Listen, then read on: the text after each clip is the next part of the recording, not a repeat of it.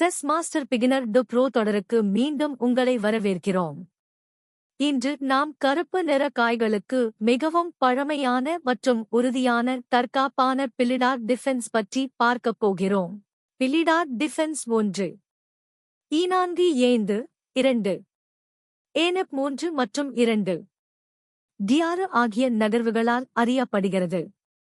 இது ஏந்து சிப்பாயை உறுதியாக்குகிறது, ஆனால் கருப்பு பிஷப்பின் வழியே தடுக்கிறது. கருப்பு நிற காய்களின் உத்தி என்னவென்றால் ஒரு வலுவான சிப்பாய் அமைப்பை பராமரிப்பதே ஆகும்.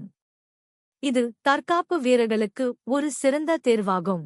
வெள்ளை பெரும்பாலும் 3 D4 மூலம் மையத்தை சவால் செய்கிறது. 3 EXT4 விளையாடினால் அது ஒரு திறந்த ஆட்டத்திற்கு வழிவகுக்கும். 3 ஏண்டி7 விளையாடும் ஹான்ஹாம் மாறுபாடு மிகவும் நவீனமானது.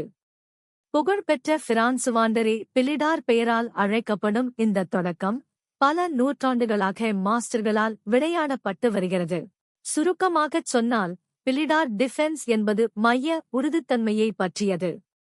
வெள்ளை காய்கள் அதிகமாக முன்னேறினால் கருப்பு காய்கள் வலுவான எதிர் தாக்குதல்களை நடத்த முடியும். பில்லிடார் டிஃபென்ஸை மாஸ்டர் செய்யுங்கள், உங்களுக்கு ஒரு உறுதியான பதில் கிடைக்கும். அடுத்த எபிசோடில் சந்திப்போம்.